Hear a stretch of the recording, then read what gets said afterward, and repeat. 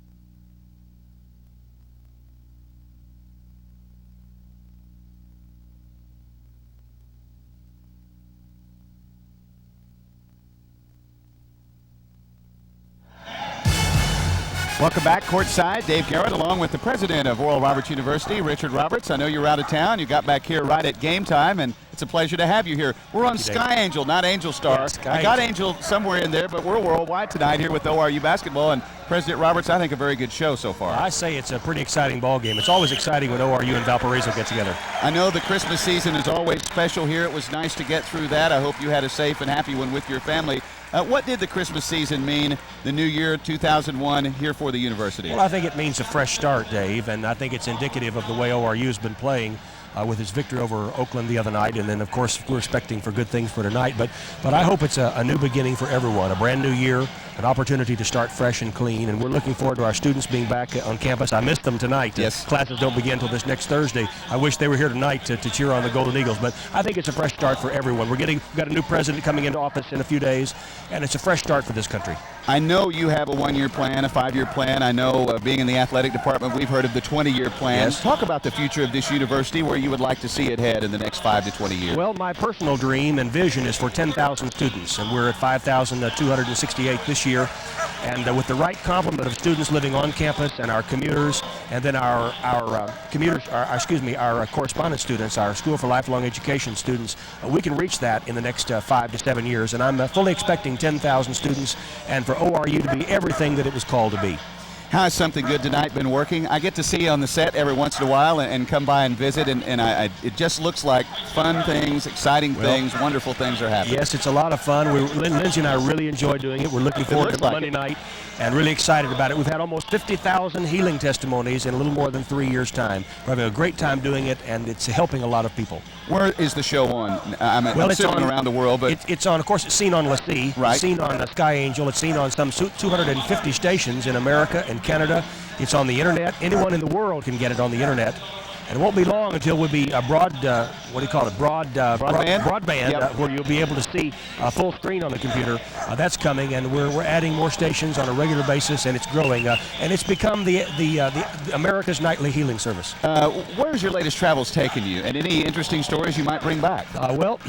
Maybe not one that I've been on recently, but one I'm going on. Okay. In fact, I've got to have some guest hosts for a while I'm gone. In about 2 weeks, I'm going to Australia. To Western Australia, to the capital of Western Australia, Perth, for a crusade. You may remember the name Margaret Court, yes, who was the winningest champion of all time for Grand Slam events. Yep. She is an outstanding pastor of the largest charismatic church in Perth and is our very good friend. And as a matter of fact, is coming this year in May to receive an honorary doctorate from ORU. And I'm conducting a crusade in her city along with many other pastors, and we're looking forward to a great, great time. Lindsay and others will be hosting our program while I'm overseas. Well, and we'll miss you while you're gone, and while you're over there, you want to pick up another player like Luke Spencer Gardner? Well, fantastic. You know what? We found him through Randy Rutherford through Oklahoma State University. Right. And who knows? We just I can't recruit, but I might look around a little bit. I would beg to differ, probably so. Your thoughts about Mike Carter, Scott Sutton, where the athletic department is headed and where this basketball team is headed? Well, we've had a tough beginning, as you know. We played some very tough teams, very tight. We nearly knocked off Texas Tech, should have beat Texas Tech. Had an opportunity right at the end to beat the University of Tulsa. We're the Elite Eight last year. I think we're getting better. We're young. But we're very strong. The future bids very well for ORU, and I understand Scott's having another good recruiting season. So I think the future will be very strong and very good here for not only for basketball, but for all of our athletic programs. Yes. Our women won again this afternoon. Yes, they did. They're 3-0 and in first place in the conference. 8-5, and I know you need a strong athletics program because it's a nice, let's call it, advertisement for Well, not only that, but Jesus said go into all the world and preach the gospel. Well, how can you go into all the world unless you go into every person's world? And that includes athletics. All right, thank you. Thank you, Bless Dave. you. Happy New Year. We'll And see you up same the to road. you. President Roberts, our guest here at halftime. ORU leading. We'll be back with stats in a moment.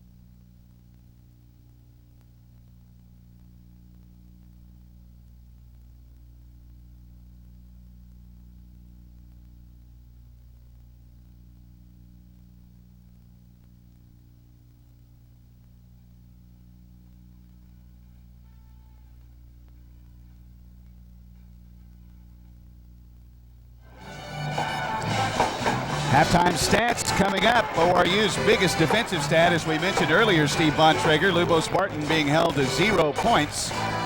Shooting percentages, both good, and both would expect to be good. Valpo at 50% and ORU just a touch over 56%. But one thing you notice here, look at ORU's three-pointers. ORU has really lived by the three-point shot this year and have only attempted 2. So obviously that's a factor that Valpo was very aware of and kept ORU from getting any good looks at three-point shots. Rebounds are the big margin there. Valparaiso with the 7 rebound advantage. But ORU has made up for it by, I would guess, a season low 5 turnovers at halftime. And that's trebled a little bit in as a good fact because it's against such a good team as Valparaiso, which uncharacteristically has turned the ball over 10 times in the half. Yeah, I don't remember ORU this year yet having more assists than turnovers.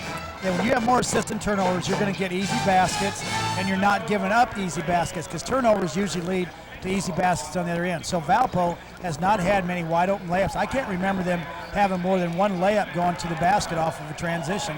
So ORU take care of the basketball. Charlie Ludwig, of course, got things started off nicely for ORU in the first half. He has 9 first half points.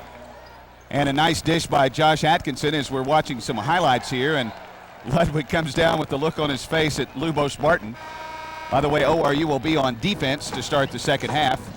Charlie Ludwig at the end of the first half has 9 points. Josh Atkinson with 8. Spencer Gardner and Barnes with 2 each. Kyan Brown with 11, 4 of 7 from the field. Black and Cameron have not scored in 4 and 7 minutes respectively. Ralph Charles has 2 points. Kyle Stewart has 2 points. Take a look at big Kyan Brown again, though, leading ORU in scoring here. And 11 points, leading team in rebounds with 3. And you can see right here, I think we're going to get a look at Kyan. Yeah, we are. Finishing. I was saying earlier, he didn't finish those shots early. Now, that looks like a wide open layup, and it basically is. But early in the year, he had a tough time concentrating and finishing those. These last 2 games, he's finished them. That's why his point production has been so good. Rydas Groff's the leading scorer for Valparaiso with 10 points, 4 of 6 from the field, 2 of 2 from the free throw line. ORU still 0 of 2 from three-point range and 3 of 8 for Valparaiso. Dressed in yellow tonight. And there's Josh Atkinson with some authority, slamming with his left hand. Let's remember, Lubo Spartan is a preseason mid-con player of the year pick. That's right. And that player of the year pick right now at 0 points and 3 rebounds. So you don't want to let him get off started early, and ORU matches up with Spencer Gardner on him to get physical, get tough with him right off the bat. Jason Jenkins to Rydas Gross at the free throw line. As Valpo played inbounds first. 19:45 remaining in this game. ORU up by 5, 36-31. To give you the lineups since we started the game. Spartan left side, shot by Totley, it's too hard. Nobody under for Valparaiso. ORU will run it down the floor. Atkinson against Lubo Spartan, who plays good defense. Now to Barnes, who fakes the 3, penetrates, and gets an outlet to Spencer Gardner. That's discipline that Scott Sutton is asking for here early. He had a chance to take 2 shots, turn them both down to get his team a better shot. Kyan Brown with 15 to shoot. Waits for the handoff. Instead passes right side to Atkinson. Lead pass into Ludwig. Jump hook from 8, no good. And Jenkins gets the rebound. Still got a pretty good look at it though. 36-31 with 19 minutes remaining in the game. ORU in the lead by 5. Led from the start of the game.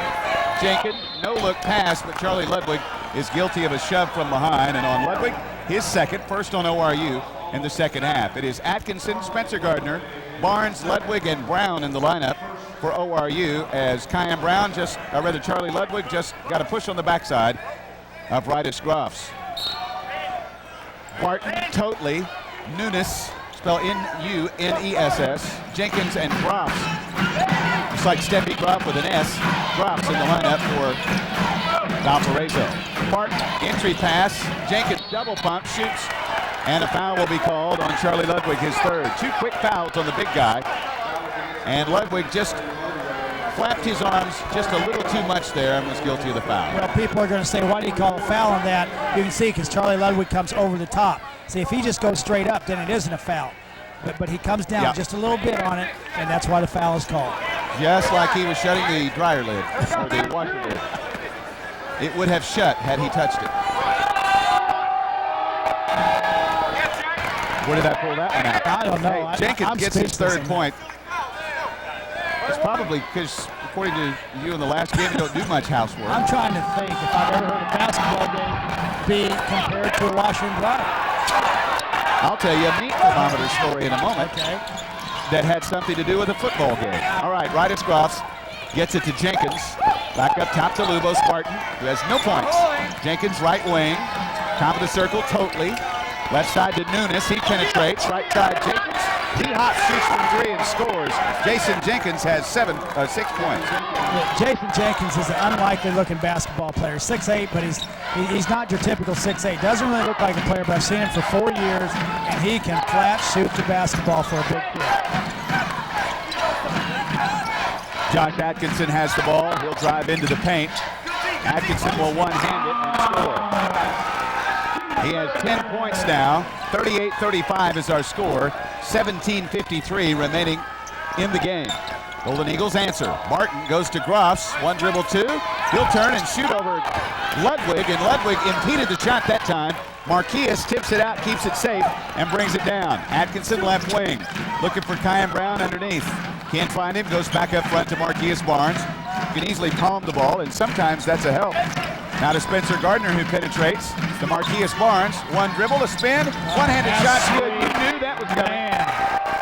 4 points for Barnes, and ORU in the lead by 5. That's something you don't see out of him with his back to the basket. He looked like a 6'10" post player. Got his man, fake baseline, turned in the middle, one hand, jumped as high as he needed to. That is a nice post move. Barnes is playing so far off Nunes. Groff almost loses it. Nunes will shoot from 3 left side. Barnes couldn't get out there, and Jared Nunes made him pay. A 3-pointer for Nunes, his first 3 of the game, and it's 40-38. ORU by 2. Sometimes they're playing that good team defense and peeking down on the post has been hurting ORU. You go downhill, they've got such good shooters they can spot out and kill you. Barnes is feeling it, although he took a wild shot there and missed it. Now we have some pushing and shoving between Groffs and Ludwig. We may watch that. Groffs gets a pass in the paint. Ludwig ran into his own man, and Ludwig is asking to come out of the lineup. Well, Kyan Brown ended up picking Charlie Ludwig right there. It wasn't, and Groffs got the point. It was by accident, obviously, but Brown just stepped in front of Ludwig. He couldn't stay with Groffs. Groffs broke down the lane. They found him for the easy dunk. Spencer Gardner has it. Now to Ludwig at the top of the circle. Ludwig is saying that he's hurt, although he's staying in the game. Now Brown has it, shields, shoots, no good, and Ludwig gets the rebound and holds onto the rim to spin away from Groffs because he would have come right down on top of Groffs. And big fella's limping badly down the court, but hey, when you just dunk one like that, Coach Sutton says, you're not hurt that bad, get your butt out there and play, and Big Charlie rises to the occasion. Ludwig against Groff has done a good job. Almost a turnover. Totally out front. Needs an outlet. Goes to Nunes. He'll hang. Give it to Groffs. Groffs shot no good. And Ludwig can't pause that. Yeah, 7 foot. You're supposed to dunk that. But I think you're right. He saw another 7-footer coming over as a defensive presence. Took his eye off the basket. Looked at the defender and missed the layup. 42-40. ORU with the lead and the ball. Spencer Gardner has it out front. This is such a different team than we saw in Oklahoma City. Kyan Brown with it, left side high post, and Nunes will be called for a hold. Jared Nunes with his first personal foul. 42-40 is our score. And we have a media timeout. 15:21 remaining in the game. ORU up 42-40 on the Golden Eagle Network. And we'll be back with more in a moment.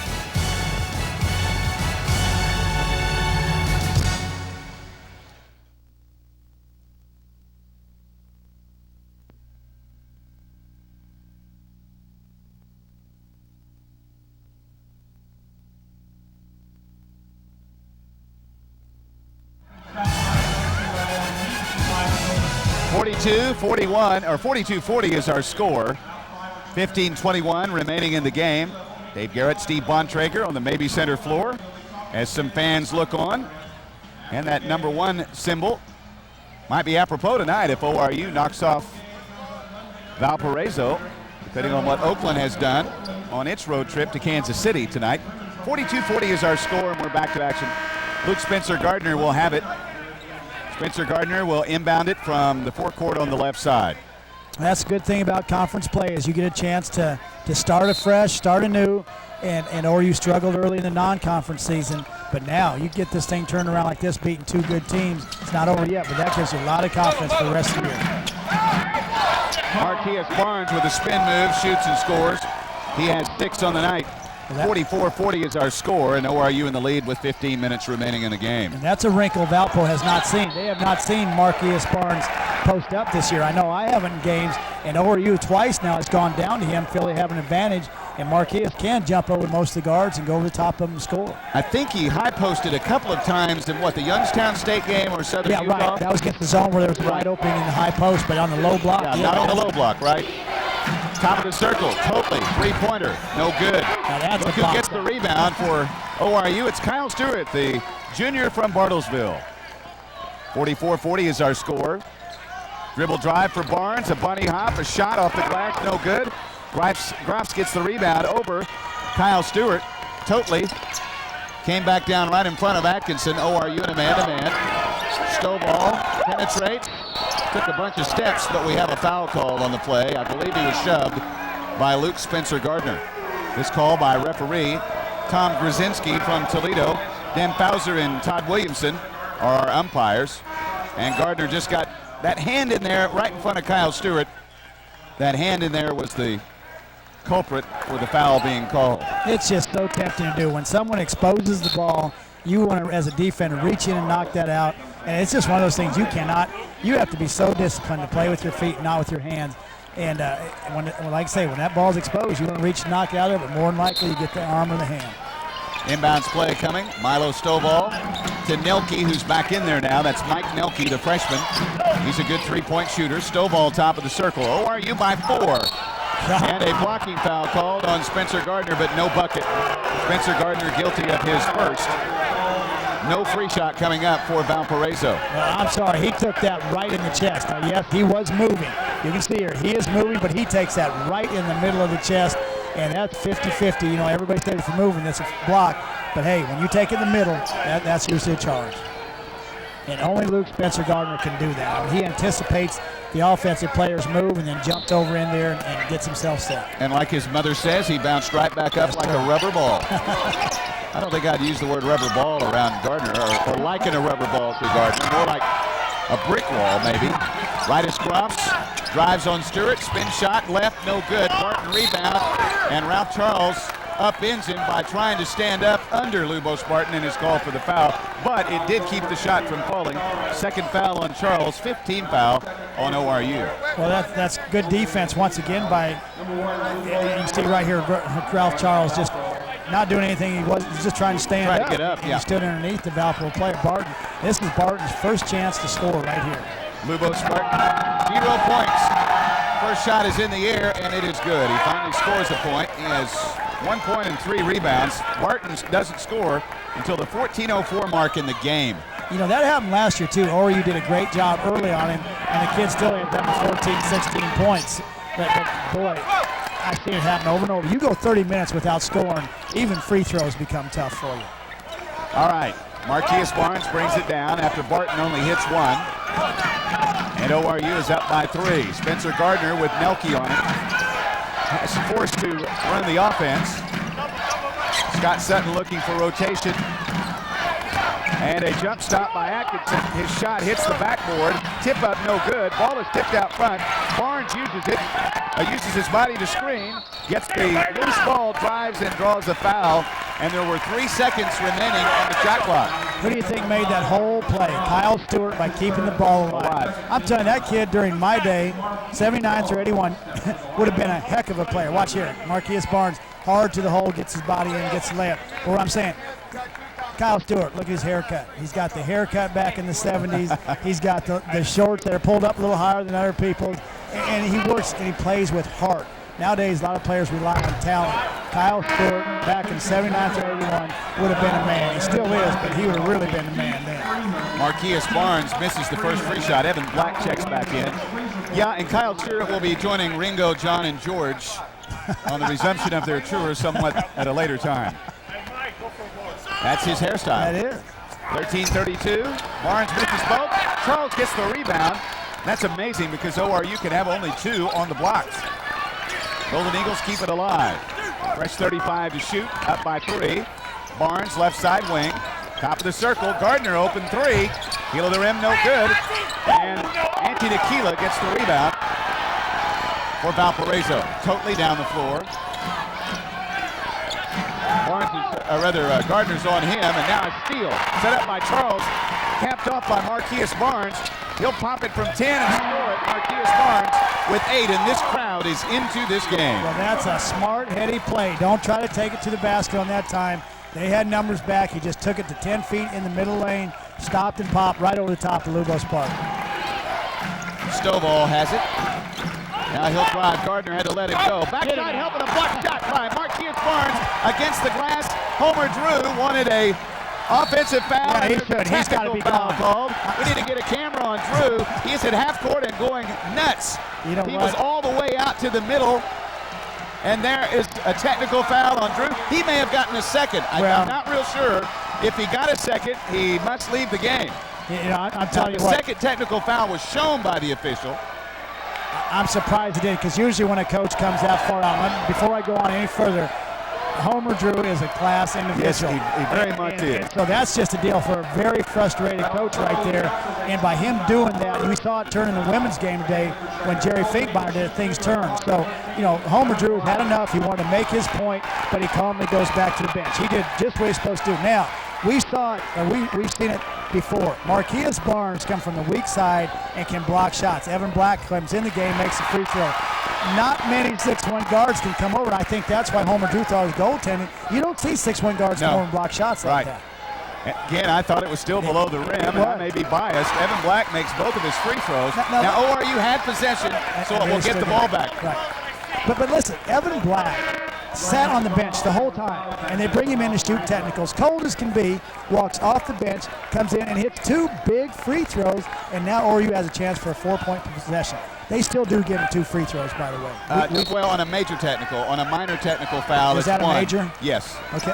They have a name for it. And okay. I'm not able to recall it, but there were not 2 technical fouls called, just one. It looked pretty major the way he was in the middle of the court on Eli, the Golden Eagle, stepping on his head. Marquise Barnes tries to scores it out. The line after the foul is called. Here's where Marquise, this is when he can take over games, and he's doing it at the right time. I mean, Valpo very upset right now, and that can just drive a dagger. You see right here, big jump stop, get into the paint, looked like he barely got touched, but still has the concentration to finish the shot. This has the makings of a 5-point play right here. Yes, it does. Marquise Barnes at the free throw line has missed a couple already. 50-41 our score. That's only the 4th team foul. By the way, that technical counted as a team foul. 4 team fouls, although the team players have only committed 3. Barnes caps off the 3-point play. 51-41, ORU by 10 with 12 remaining. Move, clock, move. Barton, top of the circle, 3-pointer, no good. Take over. Barnes gets the rebound and covers it up, and he'll get it up the floor. See, even Michael Jordan couldn't take over a game for 48 minutes. He picked his spots and took over. That's what Marquise Barnes is doing right now. He did it the other day at 10 in a row. Learn your spots, take over then. Ralph Charles gets caught on the baseline, gets an outlet to Barnes. Kyle Stewart gets a rebound with a loose ball.